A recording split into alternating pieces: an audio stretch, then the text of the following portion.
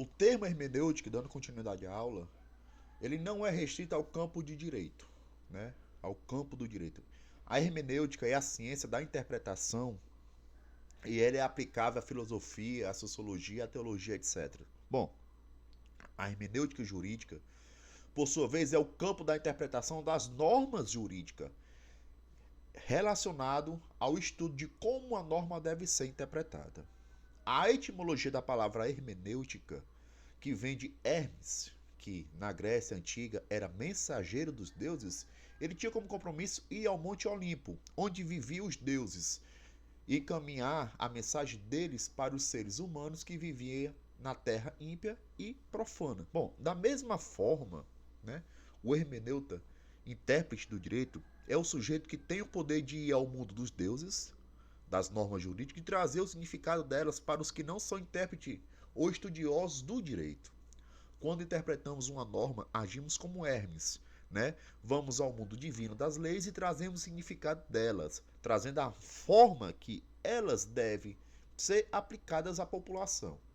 Essa talvez seja a parte do estudo do direito que causa maiores celeumas. Isso porque quando Hans Kelsen, maior símbolo do positivismo, lógico, escreveu o livro Teoria Pura do Direito, é, durante 7 longos capítulos, né, tentou criar um sistema jurídico perfeito, em que a única coisa que importa é a lei barra norma. O que está fora, né, do direito não importa para a ciência jurídica, no sentido de que uma lei e norma tira a sua força da outra, né, de modo que o princípio, né, direito, isso é, de modo que o próprio direito se corrige para que o sistema seja coeso. No último capítulo da obra do professor Kelsey, percebeu que não conseguiu trazer bons critérios científicos para interpretar a norma. Ele não encontrou um elemento estritamente jurídico que faça com que o juiz interprete, né? Que o juiz interprete uma norma de uma forma correta. Isso porque as normas são feitas de palavras e elas têm significado muitas vezes vagos e ambíguos, né?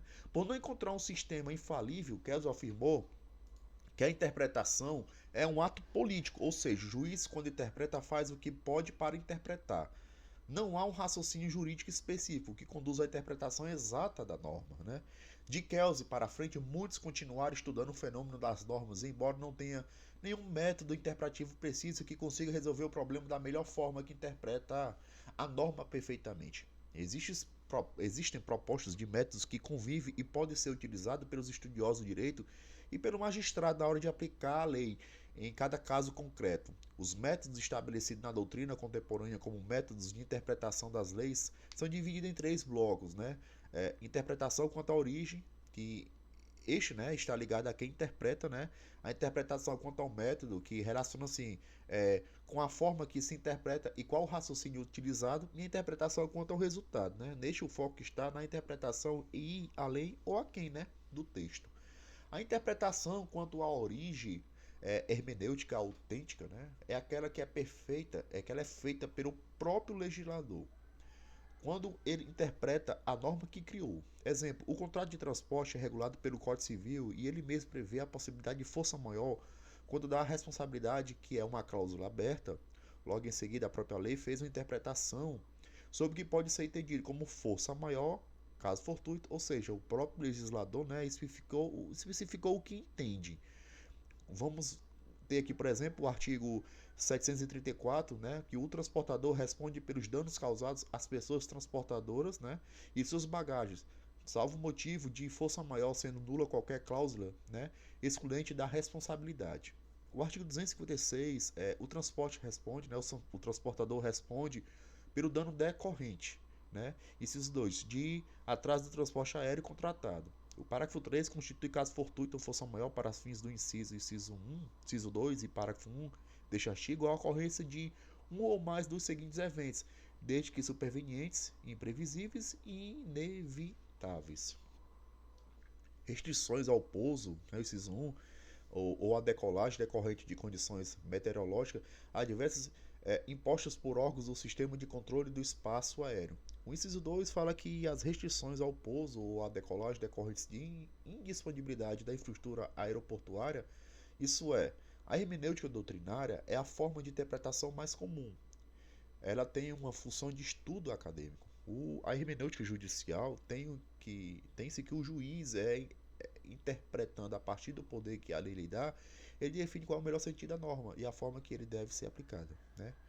A interpretação quanto ao método. Bom, a interpretação, essa hermenêutica gramatical, este método é muito crítico. Ele não observa a finalidade da norma e se prende ao texto minuciosamente quando dá a interpretação.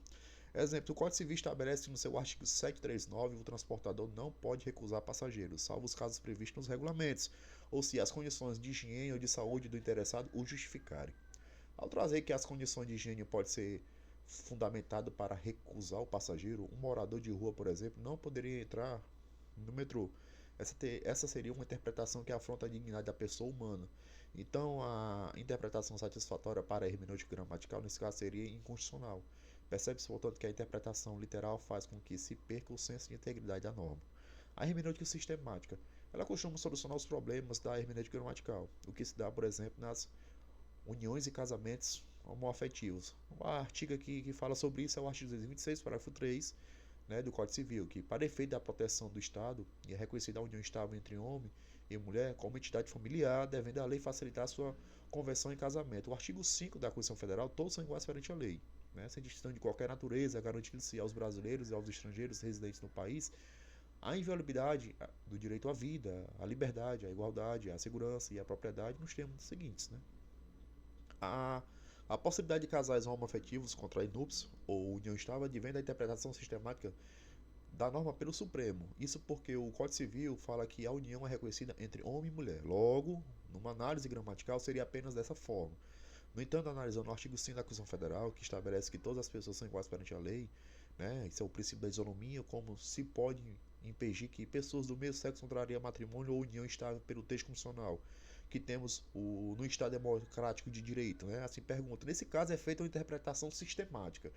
Essa hermenêutica histórica trata-se de um método que considera as circunstâncias extremas, as normas criadas pelo legislador, ponderar os fatores sociais, econômicos e políticos que motivaram a criação da lei, não se atém apenas à literalidade da norma, né? Exemplo, a conhecida lei da vadiagem, né? Revogada pela lei número 11.983/09, era uma conduta tipificada do Código Penal que dispunha que, o artigo 59, que o Código Penal entregasse alguém habitualmente a ociosidade, sendo válida para o trabalho, sem ter renda que lhe assegure meios bastantes de subsistência, ou prover a própria subsistência mediante a ocupação ilícita, né? Pena de prisão simples, de 15 dias a 3 meses. À luz da hermenêutica histórica, é importante considerar que as transformações sociais caminham para a despersonalização de várias condutas e a edificação de outros.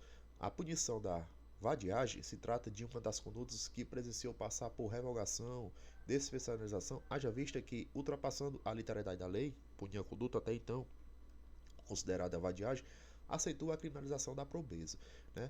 A hermenêutica teológica, né, com essa prática, busca-se um sentido adequado ao momento da aplicação da lei. Nesse caso, é necessário ampliar os conhecimentos da própria realidade socioeconômica. Para esse tipo de interpretação, é necessário considerar conceitos como paz social, harmonia social, interesse público, felicidade geral, bem como outros valores socialmente aceitos. Essas características indicam a ocorrência de uma virada sociológica na esfera do direito, indicando certos distanciamento do direito positivo e da jurisprudência. A interpretação de acordo com os fins sociais tem previsão na LINDB, artigo 5, que na aplicação da lei o juiz atenderá aos fins sociais a que ela se dirige e às exigências do meio comum. Então, a interpretação pelo resultado, o legislador, quando criou normas, disse exatamente o que seria dizer, né? Se pergunta, isso ele diz mais ou menos o que queria dizer. Assim, é uma interrogação. Essa interpretação declaratória, a vontade do legislador é declarar de forma semelhante à interpretação gramatical. A lei traz exatamente o que quer dizer. Por exemplo, o artigo 1521 do Código Civil não pode casar, né, os ascendentes com os descendentes, seja o parentesco natural ou civil, né? A interpretação é extensiva. A interpretação será extensiva quando o legislador disser menos do que queria dizer. Por exemplo, aqui vai dizer, eu sei que o artigo 1 da Lei 8.009 de 1990 define o bem de família e torna inviolável imóvel residencial da pessoa casada ou entidades familiares. No entanto, a interpretação da doutrina estende a proteção do bem, né? De família para família unitária, pessoas solteiras, né? O artigo 1, imóvel residencial próprio do casal ou da entidade familiar é impenhorável e não é responderá por qualquer tipo de dívida civil, comercial, fiscal, previdenciária ou de outra natureza, né, contraída pelos cônjuges ou pelos pais ou filhos que sejam seus proprietários e neles residam, salvo nas hipóteses previstas nesta lei. Dispõe a súmula 364 do STJ que o conceito de impenhorabilidade de bem de família abrange também o imóvel pertencente a pessoas solteiras, separadas e viúvas, né? A interpretação restritiva nesse campo é o legislador disse mais do que pretende dizer. Exemplo, dia do pendura, né? 11/8 é conhecido pelos acadêmicos do direito como dia de comer, beber e pendurar a conta, né? A interpretação da lei penal e das normas que punham como um todo estabelece que é crime ir ao restaurante e não ter dinheiro para pagar. Mas quando o indivíduo tem, né, dinheiro e se recusa a pagar, não é crime, é apenas um ilícito civil, né? Artigo 176 do Código Penal, né? Tomar refeições em restaurantes, alojar-se em hotel ou utilizar-se de meio de transporte sem dispor de recursos para efetuar o pagamento, pena detenção de 15 dias a 2 meses ou multa. Bom, a jurisprudência, bom, multa do artigo 467 da CLT, a hermenêutica jurídica e interpretação restritiva, né? A penalidade prevista no artigo 467 da CLT, como a própria norma indica, tem seu fundamento extraído da incontrovérsia do direito do débito rescisório, né? E como punição deve sofrer interpretação restritiva, né? A ação rescisória, né? Que é outra jurisprudência aqui para vocês, a ação rescisória, transmudação de regime jurídico, manifestação, violação de norma legal, não caracterização, né? A hermenêutica jurídica, né, a improcedência da ação é o seguinte, que a violação à norma legal de que trata o inciso 5 do artigo 966 do CPC, né, novo CPC, como a sustentáculo ao corte rescisório a suplantar os efeitos da coisa julgada, sem que se afete a segurança jurídica nas relações de mesma natureza e inserido no ordenamento jurídico como elemento de construção sólida e estável dessas mesmas relações. Exige concretude e firmeza de propósito claro e inquestionável da agressão, não poder ser mitigada apenas pela aparência a nebular ao fundo o pleno exercício da hermenêutica jurídica a conduzir, o que entende justo e legal o julgador. Né? Outra jurisprudência, recurso especial, representativo da controvérsia de direito penal, furto, procedente, judicial, vinculatório, reexame de orientação jurisprudencial, necessidade hermenêutica, jurídica, incidência da majorante do repouso noturno no furto qualificado, aumento de pena em razão do furto cometido. Né? Bom, durante o repouso noturno, né, e a desproporcionalidade. Bom, na formulação de precedente judicial, sobretudo diante de sua carga vinculatória, as orientações jurisprudenciais, ainda que reiteradas, devem ser reexaminadas para que se mantenha ou se adquém a possibilidade de evolução do entendimento. A interpretação sistemática pelo viés topográfico revela que as causas de aumento da pena relativa ao cometimento do crime de furto durante o repouso noturno, previsto no artigo 155, parágrafo 1 do Código Penal, não incidem nas hipóteses de furto qualificado, previsto no artigo 155, parágrafo 4c do Código Penal. A pena decorrente da incidência da causa de aumento relativa ao furto noturno nas hipóteses de furto qualificado resulta em quantitativo que não guarda correlação com a gravidade do crime cometido e, por conseguinte, o princípio da proporcionalidade. Tese jurídica, a causa de aumento prevista no parágrafo 1 do artigo 155 do Código Penal, prática do crime de furto, né, período noturno, não incide no crime de furto na sua forma qualificada. O parágrafo 4, né, assim fala que recurso especial parcialmente provido. Tem outra também da jurisprudência para os senhores. Bom, o recurso inominado, servidor público, netas, né, pleito de recebimento do benefício previdenciário, pensão por morte, previsto na lei municipal, número 11.348 de 2011, possibilidade, né? Condição de dependência reconhecida, hipossuficiência econômica plenamente comprovada, particulares do caso concreto. Necessidade de interpretação finalista da norma jurídica, atendimento aos fins sociais, inteligência do artigo 5 da LIDB, reforma da sentença, recurso conhecido e parcialmente provido. Bom, essas decisões que eu falei para vocês fazem parte da conclusão da aula que eu vou apresentar para os senhores e até mais.